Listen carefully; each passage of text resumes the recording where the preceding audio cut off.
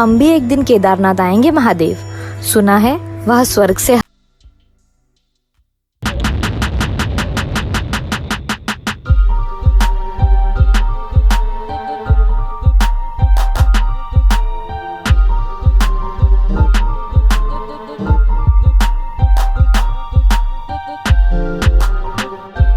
Hello दोस्तों, तो स्वागत है आपका व्यासवाणी ब्लॉग में। तो आज हम बताने वाले हैं कि केदारनाथ धाम आप जाना चाहते हैं तो कैसे जाएं। अगर आप इस बार 2021 में प्लान कर रहे हैं कि बाबा के दर्शन करने जाने का, तो आप बिल्कुल सही चैनल पर आए हैं। तो हम बात करेंगे आप कैसे बाबा के दर्शन करने जा सकते हैं। तो इस वीडियो में हमारा प्रयास होगा कि आपके मन में उठने वाले सारे सवालों के जवाब हम आपको यहाँ से दे, सारी जानकारी 2021 के नए क्या क्या नियम है, सारी जानकारी हम आपको यहाँ से प्रोवाइड कराएंगे। किन किन चीजों का ध्यान रखना है, क्या ले जाना है, क्या नहीं ले जाना है, सारी इंफॉर्मेशन हम आपको आज यहाँ बताएंगे। तो इस वीडियो को पूरा देखना। मेरे मुताबिक 7 ऐसे टॉपिक है जो आपको आपके साथ मैं शेयर करना चाहता हूँ। पहला टॉपिक, बाबा के धाम कैसे जाए, क्या साथ लेकर जाए, सही समय क्या है, मौसम कैसा होगा, खर्च कितना आएगा, कहाँ रुके, ट्रैक कब स्टार्ट करें। तो ये 7 टॉपिक पर हम आज बात करेंगे।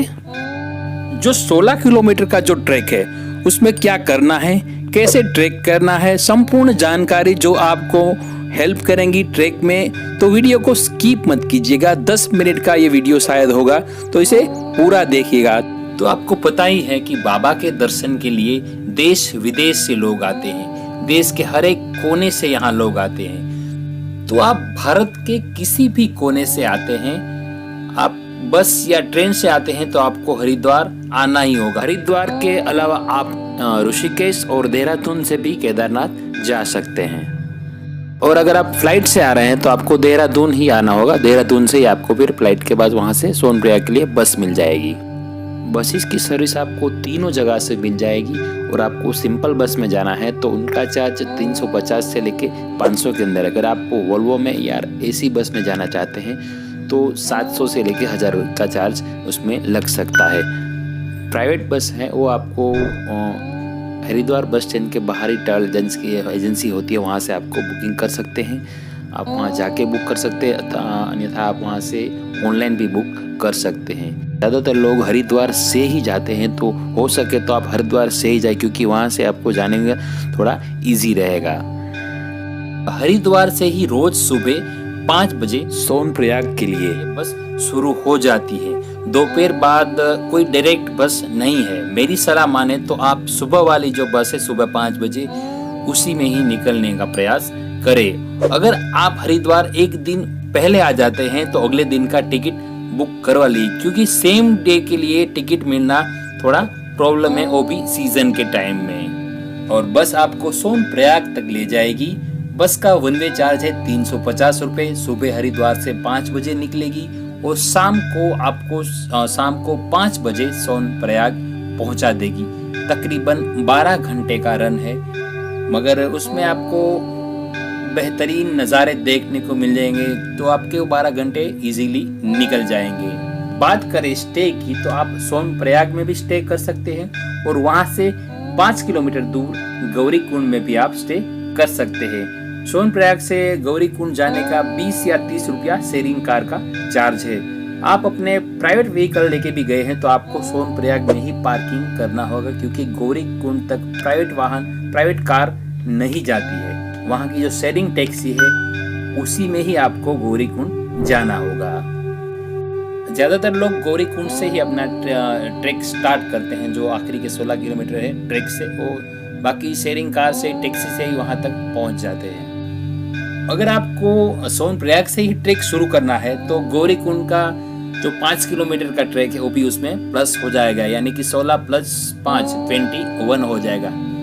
अगर बात करें होटल की या स्टे की, तो आप सोनप्रयाग में भी रुक सकते हैं, आप गौरीकुंड में भी रुक सकते हैं। अपने टाइम के मुताबिक आप चूज कर सकते हैं। और जब अगर ये सीजन का टाइम होगा तो जो पर डे रूम का जो रेंट है वो 3000 से लेके 5000 है। अगर आप गवर्नमेंट की जो डोरमेंट्री है अगर वहाँ स्टे करना चाहते हैं तो वहाँ पर डे का चार्ज 200 से लेके 300 है पर पर्सन। एक बड़ा सा कमरा होता है, वहाँ आपको रजाई गद्दे सब दिए जाते हैं और 10 या 20 लोग एक रूम के अंदर होते हैं। तो उस तरह का एक डॉर्मेंट्री भी आपको वहाँ से अवेलेबल है। तो आप चीपेस्ट रेंज के अंदर भी आप ये सुविधा ले सकते हैं। बात करें रूट की, तो रूट में आप गूगल माता के ऊपर ज्यादा भरोसा नहीं कीजिए, क्योंकि वहाँ आपको 2 रूट दिखाते हैं। एक हरिद्वार से दिखाता है और दूसरा रूट है कोटद्वार से पौड़ी होते हुए। वो रास्ता थोड़ा शॉर्टकट दिखता है, मगर उबड़ खाबड़ है, टेढ़ा मेढ़ा है और ज्यादा फ्यूल और ज्यादा टाइम भी आपका स्पेंड होगा उसमें। तो हरिद्वार वाला जो रूट है उसे ही फॉलो करें। तो मेरी सलाह ये है कि कोटद्वार पौड़ी वाला रूट ना लें। अगर आप सोनप्रयाग में स्टे कर रहे हैं तो सुबह जल्दी से जल्दी उठें और अपनी जो शेयरिंग कार है टैक्सी उसे बुक कर लें, क्योंकि उसे बुकिंग करने में बहुत लंबी लाइन होती है। तो आप जितना हो सके उतना जल्दी आप गौरीकुंड तक पहुंच सकते हैं। अगर आप गौरीकुंड में ही स्टे कर रहे हैं तो आप हो सके उतना जल्दी से जल्दी ट्रैक अपना स्टार्ट कर ले। उससे पहले आपको अपना ई पास बनवाना होगा, वो वहाँ जरूर चेक होगा। तो ई पास आप ऑनलाइन भी कर सकते हैं और ऑफलाइन भी कर सकते हैं। ऑनलाइन करेंगे तो आप उस पास की वैलिडिटी 6 या 7 दिन की होती है। अगर आप ऑफलाइन करना चाहे तो ऑफलाइन भी आप वहाँ जाके भी आप ई पास बनवा सकते हैं, मगर उसके लिए एक लंबी लाइन है, जो कि लाइन के हिसाब से बहुत वहाँ आपका टाइम कंज्यूम होगा। मेरी सलाह तो यही है कि आप ऑनलाइन पास ही बनवा लें, क्योंकि ये लाइन में खड़े रहने की कोई ज्यादा दिक्कत आपको। तो क्या क्या ले जाना है क्या नहीं, उस पर बात करते हैं। कई बार अनचाही चीजें भी साथ में आ जाती है। तो सबसे पहली बात, आप किसी भी मौसम में जाए, अप्रैल मई में जाए या फिर जून जुलाई में जाए या नवंबर अक्टूबर में जाए, आपको अपने गर्म कपड़े साथ में ले जाने ही होंगे। मौसम दिन में कई बार चेंज होता है, बारिश भी कभी कभी आती है, तो रेनकोट भी जरूरी है। रेनकोट ना हो तो खरीद ले, और नहीं तो आपको वहां से भी रेनकोट मिल जाएगा। आप खच्चर पे बैठेंगे या फिर ट्रैक करेंगे, मौसम इतना बदलता है कि आपको रेनकोट की जरूरत वहाँ पड़ेगी ही। तो ट्रैक करते समय और दूसरी बात कि आप ट्रैक करते समय हो सके तो आप जिस जूते में कंफर्टेबल हो वही यूज करें। ऐसा नहीं कि आप ट्रैक के लिए अलग जूते ले, चप्पल से ट्रैक ना करें, क्योंकि चप्पल में दिक्कत आ सकती है। और बात करें पानी की, तो पानी की एक बोतल आप साथ में रखें। बाकी पानी के पॉइंट तो कई सारे वहाँ हर जगह पे आपको दिए गए हैं, तो वो एकदम नेचुरल पानी है, कहीं से भी आप भर के पी सकते हैं। मगर एक बोतल साथ में रखें तो ट्रैक के टाइम आपको कभी भी पानी पीना हो तो आप पी सकते हैं। बात करें खाने की, तो 150 से लेके 200 तक में आपको वहाँ थाली मिल जाएगी, मगर आपको वहाँ का खाना सूटेबल होगा या नहीं होगा। इससे तो अच्छा है कि आप थोड़ा बहुत सूखा नाश्ता भी साथ में रखें। नेक्स्ट बात करें कि सही समय क्या है जाने का, तो मई में कपाट खुल रहे हैं इस बार। तो मई में अब आप जा सकते हैं, मगर मई में आपको ट्रैफिक ज़्यादा मिलेगा। और जून जुलाई अगस्त में बहुत ही बारिश होती है, तो वो ट्रैक भी पूरा स्लिपरी हो जाता है और आप उसमें कंफर्टेबल भी नहीं ट्रैक कर पाते हैं। खच्चर से घोड़े से भी ट्रैक बहुत ही मुश्किल है। अगर आपको सही टाइम जाना हो तो अक्टूबर में जाएं। अक्टूबर में बारिश भी थोड़ी बहुत होती है और थोड़ी बहुत ठंड भी होती है।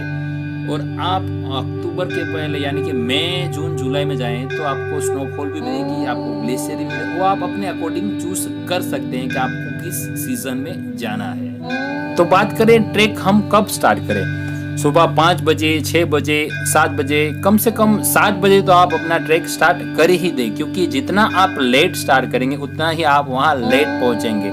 और ये नेचुरल ब्यूटी, ये नज़ारे देखते देखते आप आराम से शाम तक वहाँ पहुँच जाएंगे और आप अपने अकॉर्डिंग रूम बुक कर सकते हैं। बाकी आप लेट पहुँचेंगे शाम के टाइम पे तो आपको जो मिले वो रूम रखना पड़ेगा। अगर आप थोड़ा अर्ली पहुंच जाएंगे तो आप अपने अकॉर्डिंग का आप चूज कर सकते हैं कि आपको कहाँ स्टे करना है, किस तरह से स्टे करना है। और ट्रैक में कई बार आपको शॉर्टकट रास्ते भी मिलेंगे, काफ़ी लोग शॉर्टकट करते आपको दिखाई भी देंगे।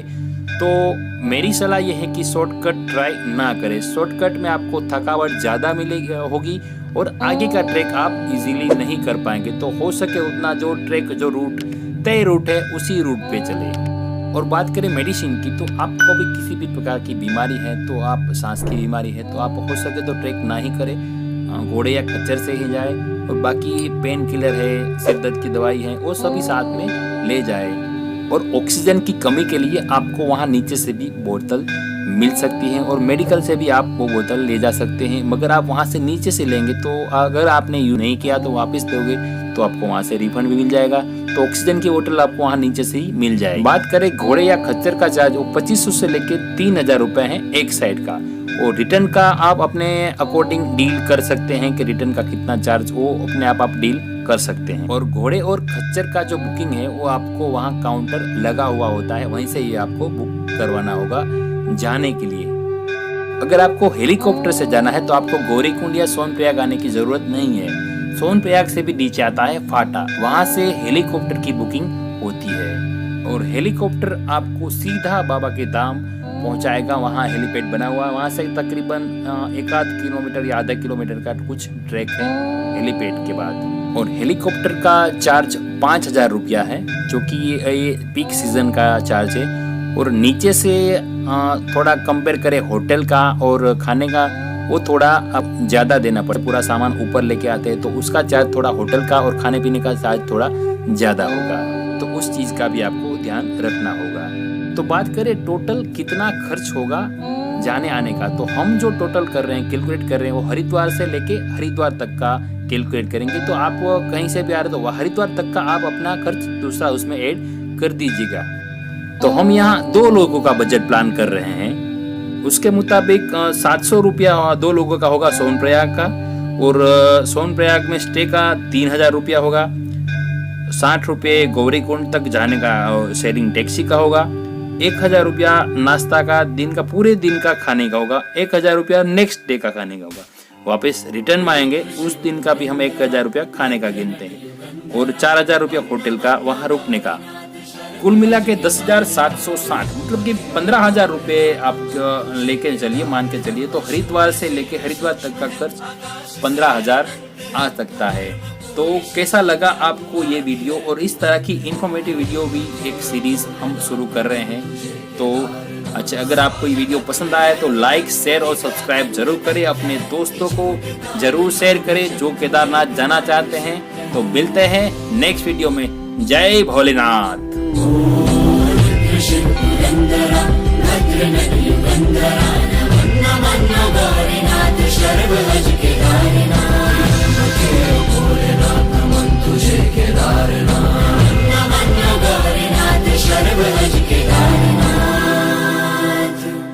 शिव पुरंदरा भद्र नट युगंधरा वन्न मन्न गौरीनाथ शर्व हज केदारनाथ। शून्य से भी सूक्ष्म है, आकाश से अनंत है, तू धर्म पूरी सृष्टि का, तू आदि है, तू